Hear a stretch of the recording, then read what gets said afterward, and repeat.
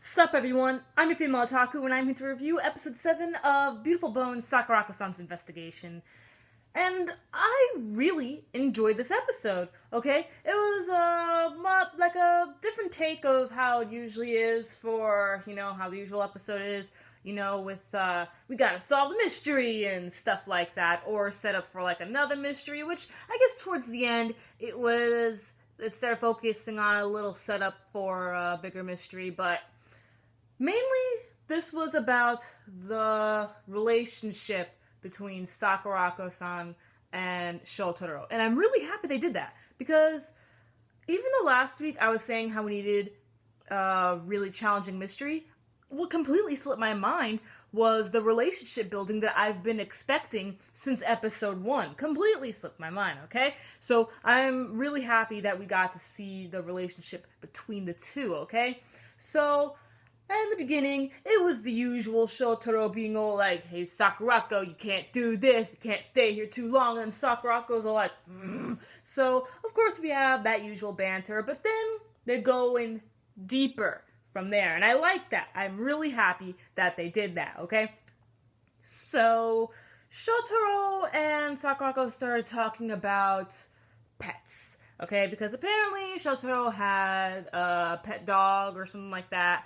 I don't believe he said he had a pet dog, actually. I think he said that he feels bad for pets who have died, or something around that area, okay?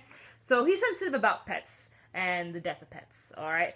And so Sakurako had a cat, and the cat died, and she named the cat after a bone. Classic Sakurako. I love that woman. Okay. And the conversation was very interesting, okay? Because Sakurako was almost robotic when it came to the death of pets. Because, now, I can't really express my feelings too much on this whole pet death subject thing, for I've never had an actual pet. The only kind of pets that I had was when I was in like 1st and 2nd grade. I had 2 hermit crabs, and I had a goldfish once. Yeah.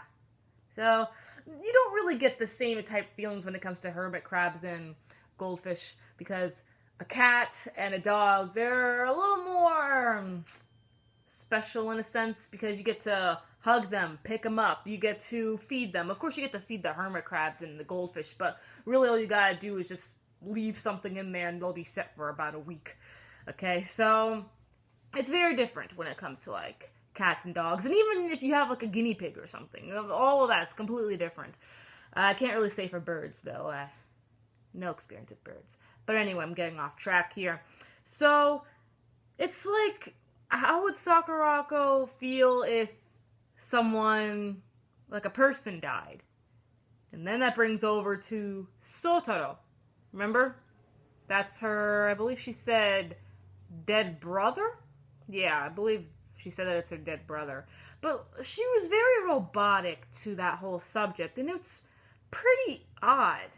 Alright? You saw how Shotaro was really getting a little worked up about this. He's just still like, don't you miss about, like, their paws and stuff like that? And then she's all like, what? Like, it was kind of shocking. At first I thought it was cool, but then I thought it was also kind of scary in a way. Because like I said, like, how would she react to a human dying, someone close to her? And we really don't know too much about Shotaro yet, which I'm a little upset about. But anyway, so we later on find these bones in a case, alright, and they happen to be cremated. And so we don't know too much information, but we know that the person whose bones those belong to, she was some sort of sitter to the guy who had all the bones there in the first place and stuff like that. She was like some sort of caretaker for his sister or something like that, okay? So why would he have her cremated bones? That is pretty freaky, not gonna lie, okay?